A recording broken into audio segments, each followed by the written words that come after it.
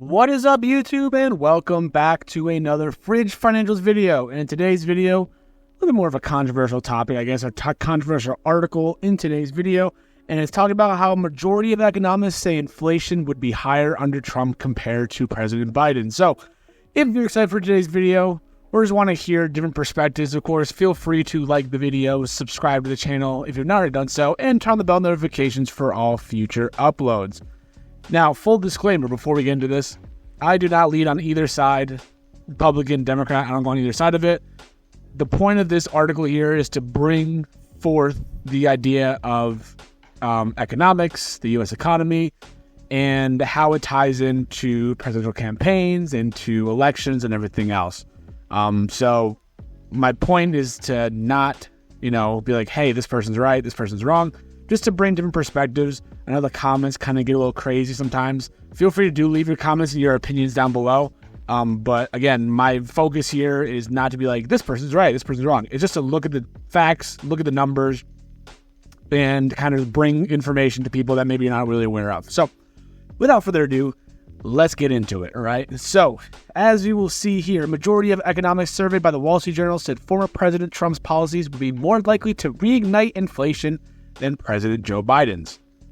Of the 50 economists who answered questions about Trump and Biden in the survey, 28 of them said the risk of a return to higher inflation levels was greater under the plans proposed by the Republican than those of the Democrat.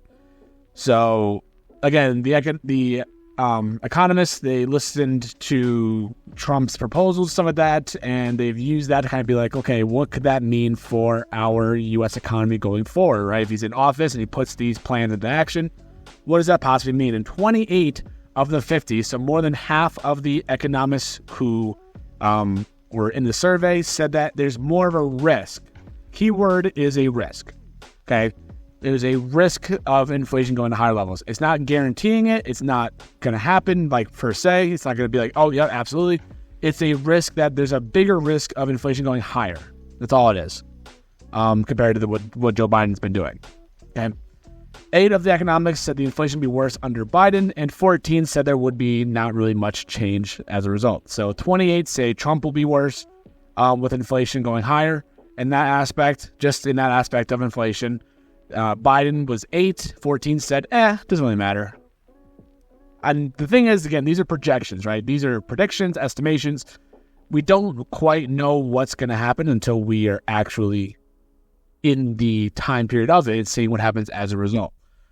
Economists and Wall Street analysts say Trump's hardline tariff proposals, a 10% tariff on all imports paired with 60 to 100% China-specific ones, could increase producer costs, translate to higher consumer prices.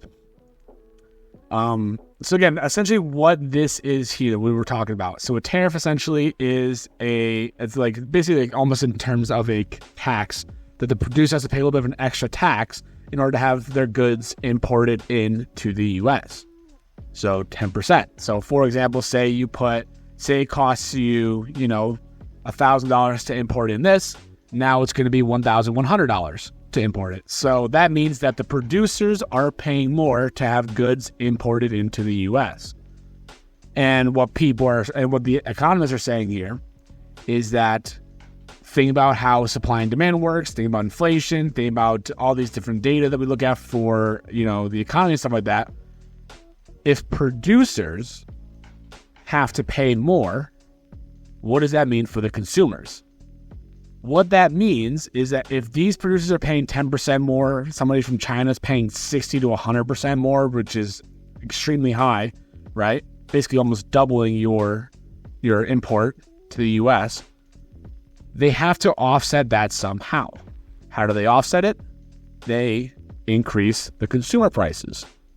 So tariffs essentially benefit in terms of their taxes. So the tariffs benefit the government in terms of taxes, but it might not positively impact the consumer, because if the producer has to pay more, they're not going to take the loss. They're going to up the prices to rekindle what they're paying. It's supply and demand. It's all those different things to think about when it comes to, producers, consumers, economics, and everything else. So one of their major arguments here is talking about how this tariff here is going to increase consumer prices. And as we know, with when producer prices go up, consumer prices go up to offset it. When consumer prices go up, there's your inflation, as in increasing in goods and services. So just things to keep in mind about. Now, again, we don't know what's going to happen with this. We don't know, okay? Yeah, these are all the things that he's been proposing, stuff like that. We don't know if it goes into effect, when it goes into effect, what's going to happen as a result.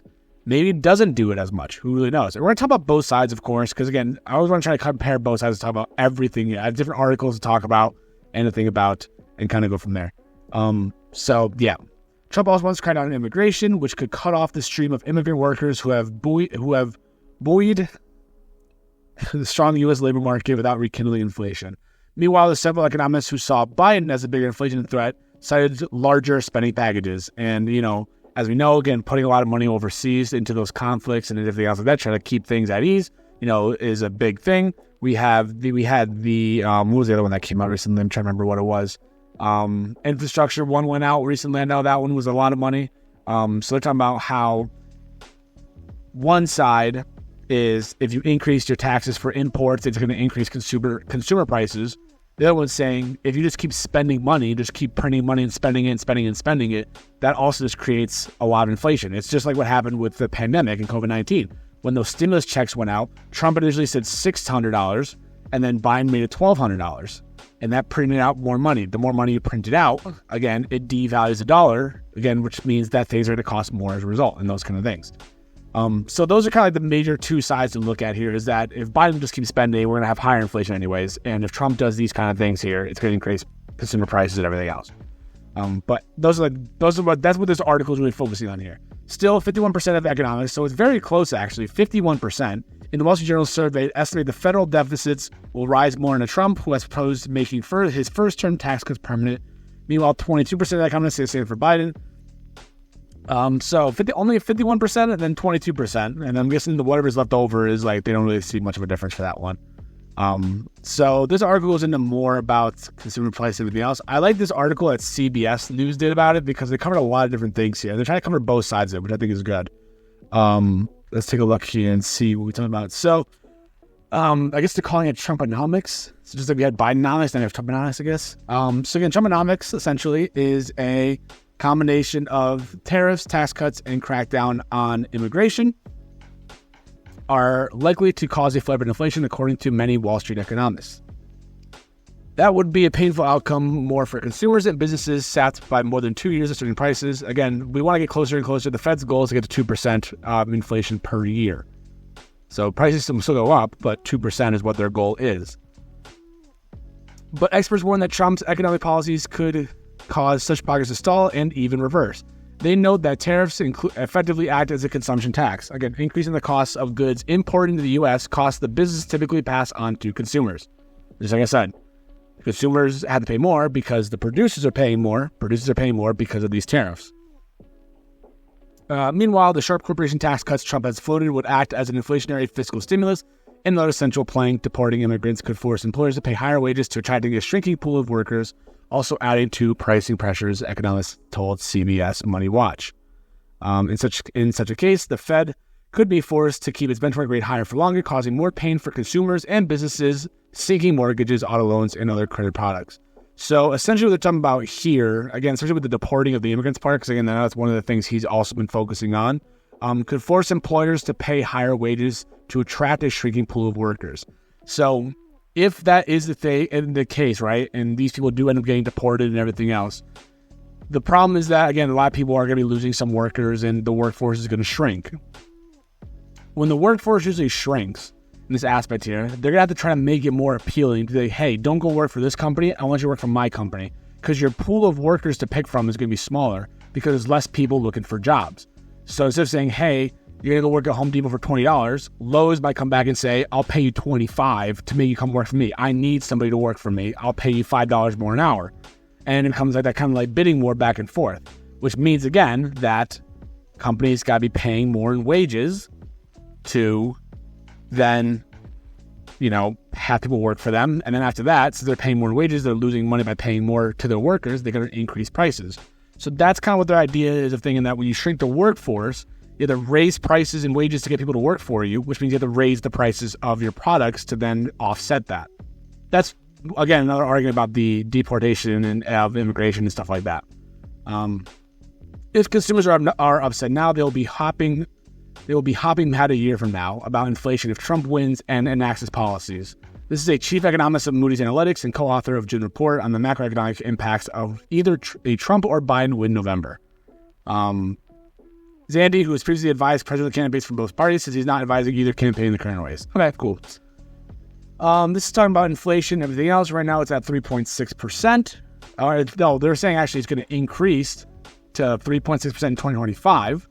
But by comparison right now, it might only go to 3%, or right now it's at 3% right now. So our recent inflation data shows that the prices have rose 3% in June, and they're saying that if Trump implements his agenda, there's a prediction, again, this is prediction, this is just estimating here, that it'll go to 3.6%, so it'll be up 0.6% in 2025. Then it also says if Joe Biden wins, there could be a continuation of his platform, inflation could go down to 2.4. So you have 0.6 going up for Trump, or 0.6 going down for Biden, essentially, according to these projections. Not my data, not me to make up facts, just according to their projections from Moody here. This one says, to be sure, not everyone agrees with such projections, of course. E.J. Antoni, a research fellow and public finance economist at the conservative-leaning Heritage Foundation, told CBS Money Watch that some economists are making their conclusions without looking at the broader picture. Which, again, looking at it through different lenses does make a difference. As far as what Trump has said in the public, it is to reduce federal income taxes and corporate taxes and essentially replace that with tariffs. I understand the argument that tariffs are a tax on trade, but so is the income tax. If all these things are taxed on trade, do you want a tax on domestic trade or international trade? Under his view, additional tax cuts will offset inflation caused by stiffer levies on foreign goods. Trump has floated a 10% across all board tariff on U.S. imports, as well as 60% for China, as we already talked about. As tariffs on foreign producers go up, tax on American workers, families, businesses can come down. So basically what he's saying there is that if you're increasing one to then decrease the other one here. So if you increase the tariffs, you decrease the taxes on American workers.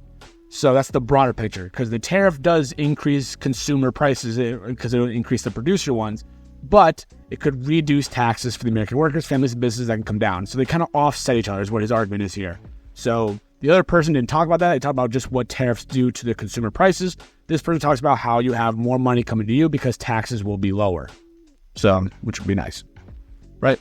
Talk about more tax cuts here and everything else. Let's see if there's anything else here.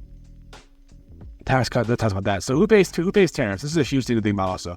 The typical middle-class household in the U.S. would face an estimated $1,700 a year in additional costs if Trump enacts those proposed tariffs, according to the nonpartisan Peter Institute for International Economics. There's a link to the article here if you'd like to look at the data for that one. But economists note that low and middle income households would feel the impact much more than higher income families. That's because lower income earners spend a large share of their money on goods and services. So tariffs have a disproportionate impact on them compared to the wealthy families. So again, and also $1,700 a year for those low and middle class income households. $1,700 is a lot. I mean, like for me, that's like a month's rent for me, essentially, right? So you basically putting yourself, you have to basically come up with a 13th month of rent for the year if you're thinking about it like money wise. But it also is based off of goods and services. Those tariffs impact the consumer prices, the consumer goods, and what you're buying and stuff like that. So it's not going to be as proportionate, which is what he's saying here. It makes a difference. The burden of it's very unequal, so on and so forth. Antoni pointed out that at the Trump levied tariffs on some imports during his presidency, inflation remained low. So that is a thing, because I know that he did do tariffs when he was in his first presidency, that his inflation did remain low, which is great. Indeed, inflation sat an average around 2% from 2017 to 2019. Yet economists say the scale of his latest plan dwarfs his earlier tariffs. I don't know what his tariffs were earlier and how much he was. I'm guessing that sounds like he's scaling these up higher. So when you scale up higher and increase the risk of things to come back up, and you don't really know. If he did the exact same thing from 2017 to 2019, sure. But if he's doing more than that, it might have a bigger consequence for the economy. Who knows? But it is good to know that if you look at the data here and the inflation did remain low after he started off with these tariffs here, and the inflation stayed about 2% for 2017 to 2019. That is a good thing to know, because you read the first thing, you're like, oh my God, we're going to be in trouble because it's going to increase prices.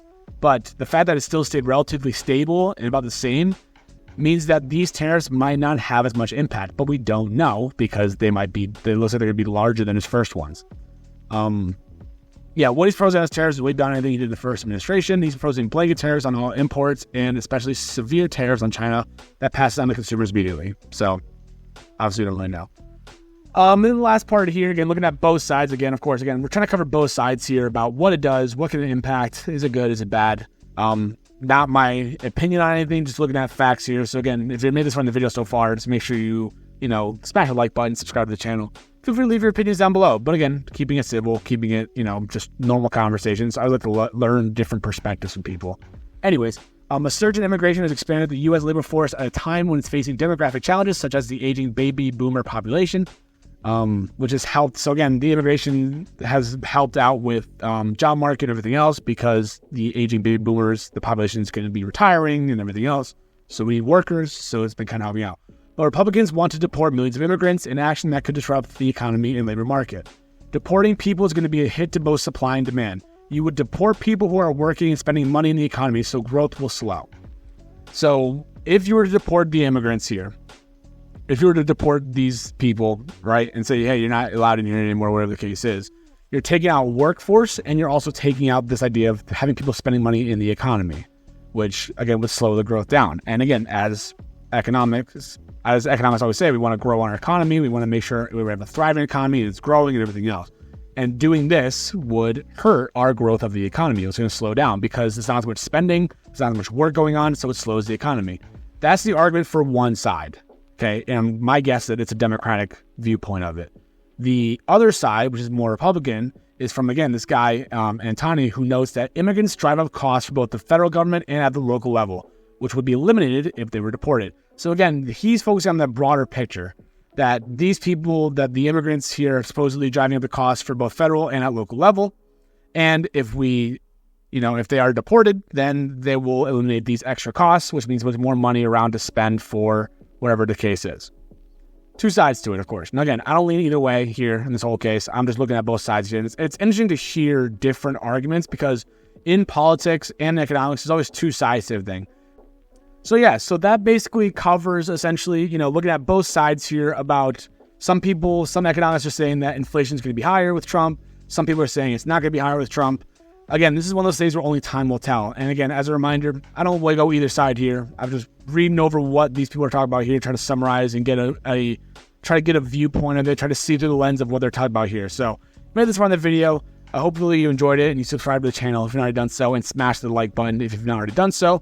I hope you guys are making money in the market. This is only going to see, only time will tell what happens here. And maybe in a year from now, we'll cover it again and we'll see what happens. So thank you so much for watching, and I will see you guys in the next video.